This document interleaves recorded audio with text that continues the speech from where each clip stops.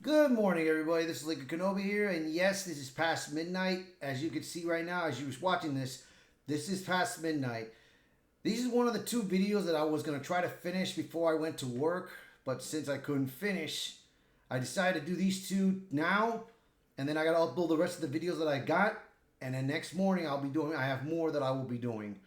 So right now, the ones that we're going to talk about is this title right here. Asmongold trashes BioWare's upcoming Dragon Age, the Veilguard.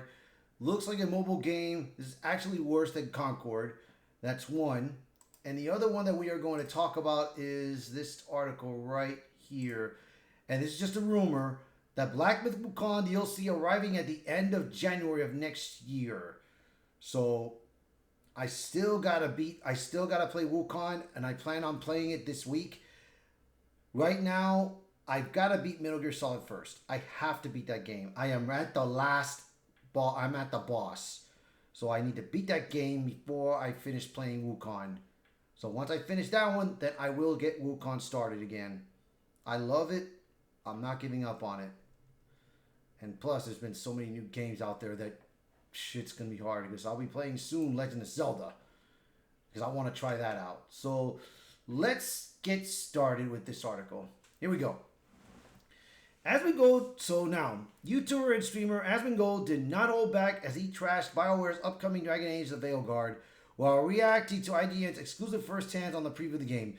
Now, Veilguard, they announced that there was going to be LGBT queer characters and all that nonsense in there, so of course the game's going to suck, in my prediction.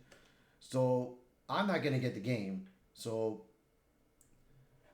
here we go.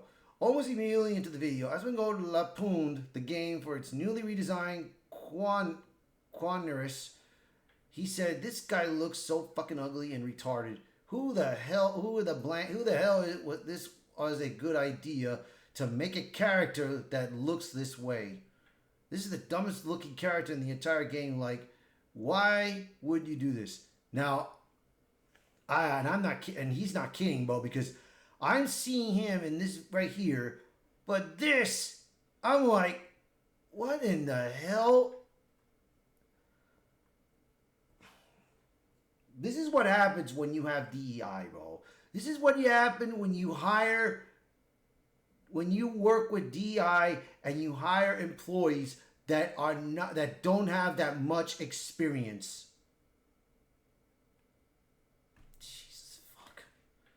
He did not stop there. After listening to IGN hosts claim that she walked away from the preview with relief to wave many of those concerns goodbye, Asmongold said, "How can you look at this and think that it's good? How can you do this? Like, I don't understand how." When he got a point in the video where a player character kicks down a piece of wood to create a bridge, he commented, "That's not how it would work. It's just bad." He then explained no weight to it all at all. It's not that there's no weight to it. It's that the acceleration is totally wrong. I want you to understand that if you can't get this right, the odds are you can't get anything else right either. This is the exact type of thing I was talking about with mining canary problems in video games. This is exactly what I meant. Poor physics for even a piece of wood. You're going to call it a nitpick. I'm going to call it a pattern. And I guess when the game comes out, we'll see who's right. Yeah, man. I mean, I never got into the Dragon Age games that much, but I mean, there were games titles that were better than this. I'm gonna make it's my truth.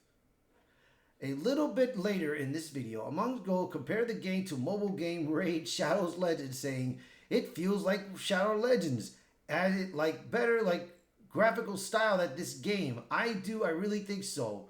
Moments later, he added, "I mean, this really just looks like a mobile game." About halfway through the video, Asmongold asserted, "Maybe we should cancel video games. Maybe we shouldn't make video games anymore. We should just stop doing. We should go outside or something. Maybe I'll go find a stick that looks like a sword out in the woods or something like that." He had to go dig a hole, dig up the neighbor's cable line, cut it off. Oh my God. Yeah, I can tell Asmongold is losing it, bro. He's losing it. Jeez, man. I don't know why. Still later during a combat sequence, Asmongold said, "You know what this reminds me of a lot? It reminds me of like games that try to copy Dark Souls in 2013." He continued, "It's offensively bad." He then reiterated his criticisms of the redesign. Cornelius saying, "Who thought it was a good idea to make a character look like that? How did you do this? How did you just go past anybody? I don't even understand. This is insane." I'm going to say something right now, and it's going to be super controversial. This looks worse than Concord. I don't even think it's close. This is actually worse than Concord. I don't see how anybody can look at this combat and look at this gameplay and think that it's anything more than garbage. This is some of the worst gameplay that I've ever seen, and I don't even understand how this happened. I want to say again, I don't care about the story. I don't care about these interactions between the interactions. This isn't what's important to me. What's important to me is that the vibe of the game and the way it is plays. And I think this game has absolutely failed the vibe check. It's not even remotely close. It's like they have the same shield bar that probably makes it where they can't be staggered like the Hades NPCs. This looks like a mobile game. I feel like I'm taking crazy pills looking at this. He added, Asmongold then elaborated on his mobile criticism. It's not a problem because it looks like a mobile game. It's a problem because mobile game UIs are obnoxious. Asmongold then suggested that gamers start judging games by their previews. You guys need to start judging books or by their covers.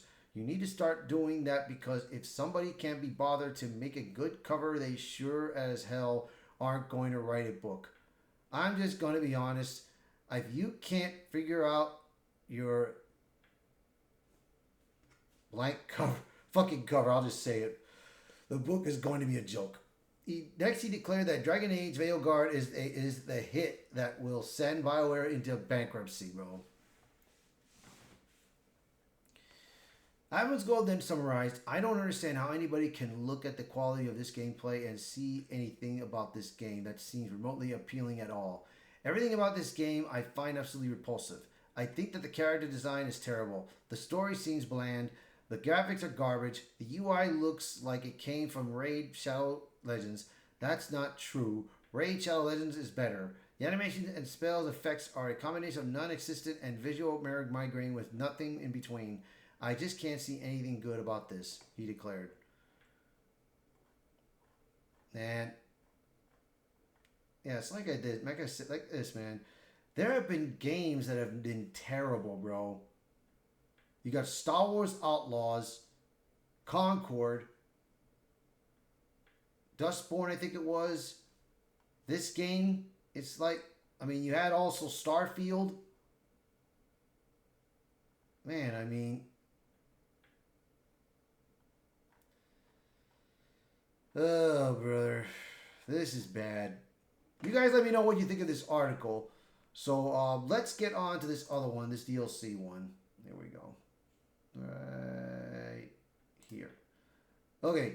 Now, the rumor of Black Myth Wukong arriving at the end, the DLC arriving at the end of January. So, there's rumors that claim that game developer Game Science will roll out DLC for Black Myth Wukong at the end of January 2025. Game industry writer Danielle Camillo reported on X DLC for Black Myth Wukong will come out somewhere near the Chinese New Year. That's right. That is right at the end of January or very soon after. The rumor comes in the wake of a scooper and ex-user Ignis the Wise claiming back at the beginning of this month that Black Myth Wukong received 2 DLCs. He wrote on X, Game Science aims to launch 2 DLCs for BMW before the release of their next game, Black Myth Jinzia. The game was meant to have 13 chapters, but they released only 6 longer chapters because of the budget. Ignis the Wise had previously claimed that in July, the company planned to turn Black Myth Wukong into a trilogy, and that development on DLC would start following the launch of Black Myth Wukong. He posted, "I recently saw some new rumors that Black Myth Wukong being a part of a trilogy. I can confirm that this is true. Game Science filed trademarks for BM, Black Myth, Jianzia, and Black Myth Zhongqiu. I don't know if I pronounced it right. If I did, let me know, guys. If I didn't, then it's okay. I mean, I did my best. They most likely start development on both games after the DLC for Black Myth Wukong will be released," he added. I mean, shoot, man. And a trilogy? Man, dude, I really got to beat this first game. An expansion to Black Myth Wukong was confirmed to be in the works by Bloomberg, who spoke with investor Daniel Wu, the owner of Hero Games, which owns 20% stake in Game Science. The outlet indicated Game Science will follow From Software and Bandai Namco's example with Elden Ring Shadow of the Erd Tree when it comes to expansion. Game Science is working on an expansion to Wukong, which will give it a chance to monetize the game a second time. 2022's Elden Ring, a title with similar play style and design, has shown on the release of an expansion. This year's Shadow of the Erd Tree can spur a fresh flurry of sales for the original. It's no surprise that Black Myth Wukong will receive DLC. The game sold 10 million copies in less than a week, with the official account on X touting Black Myth Wukong has sold 10 million copies across all platforms. Yeah, man. This game succeeded, man. It has made success. So, to all the maters out there, bro, you cannot beat this. So, in fact, Bloomberg reported that the game has sold 18 million copies in 2 weeks, one of the fastest starts that global gaming industry has seen. The game holds the record for the most concurrent players for a single-player game on Steam with 2,415,714 concurrent players. And while the peak concurrent has declined since it hit the peak of a little less than a month ago, it is still topping the charts.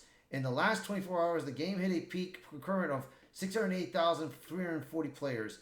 That has third Steam DB's most played games. Based on the peak concurrent players in the past 24 hours, it was only behind Counter-Strike 2 and the Dota 2.